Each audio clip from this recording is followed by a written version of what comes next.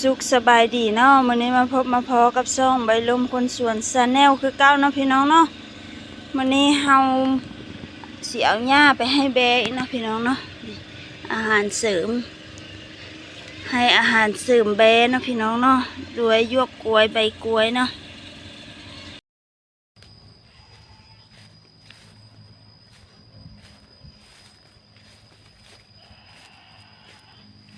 นี่เนาะหลังจากที่เขาเอาหญ้ามาให้มันเนาะพี่น้องเนาะเขาก็สิห้องมันมากินเนาะแบะมันอยู่เทิงพุ่น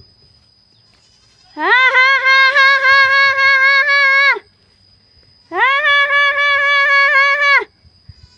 บังเด้อเขาห้องเลยมันสิมาเนาะพี่น้องเนาะนี่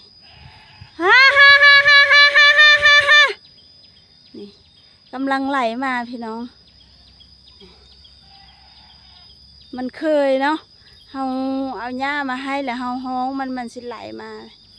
นี่กำลังมาพี่น้อง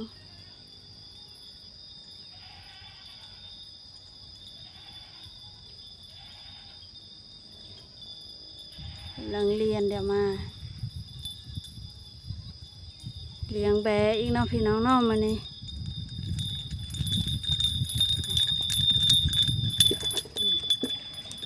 เนี่ยกินคนไหลมาลุดๆพี่น้อง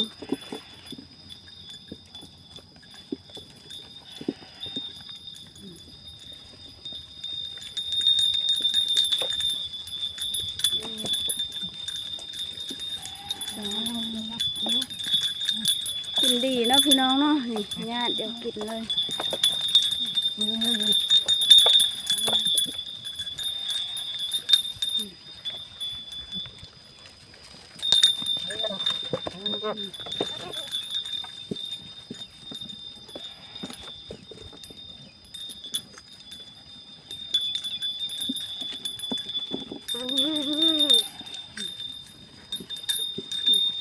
แม่เถิกพี่น้องอายุได้5 เดือนเถิกขาว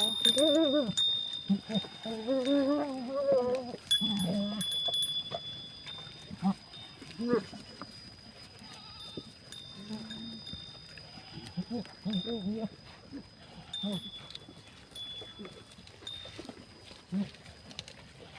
ีขนาดนะพี่น้อง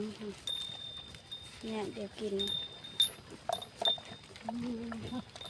บุดเดียวก็มดพี่น้อง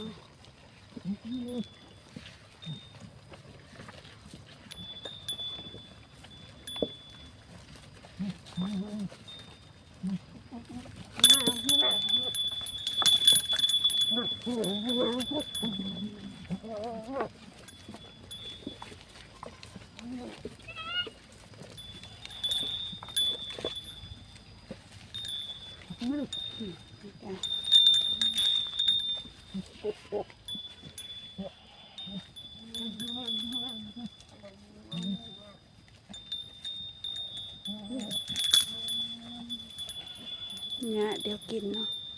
ทางอาหารทางโบราณเนาะพี่น้องเนาะมีแต่3 บ้านมันก็สิซนเดี๋ยวแน่เนาะ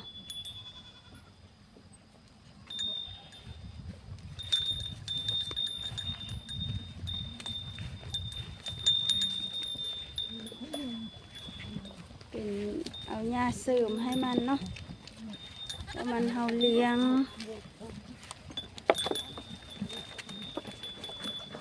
ตัวนี้ชิมดเลยพี่น้อง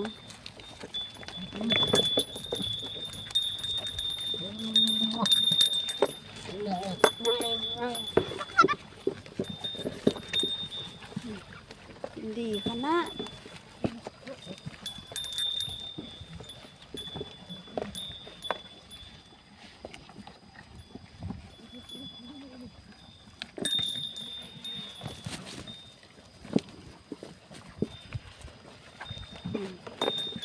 เสียงมันกินเลยพี่น้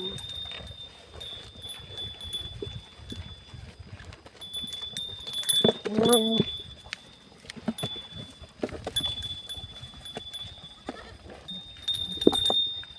เอาคลิปนี้ก็จบเพียงเท่านี้นะพี่น้องขอขอบใจสำหรับการติดตามรับชมขอภาคซ่องใบลมคนสวนชาแนลนี้เด้อพี่น้องเด้อ ก็กดไลค์กดแชร์กดติดตามเพื่อเป็นกำลังใจให้กันนะพี่น้องเด้ออ้าวสุดท้ายนี้ก็ขอกล่าวคำว่าสบายดี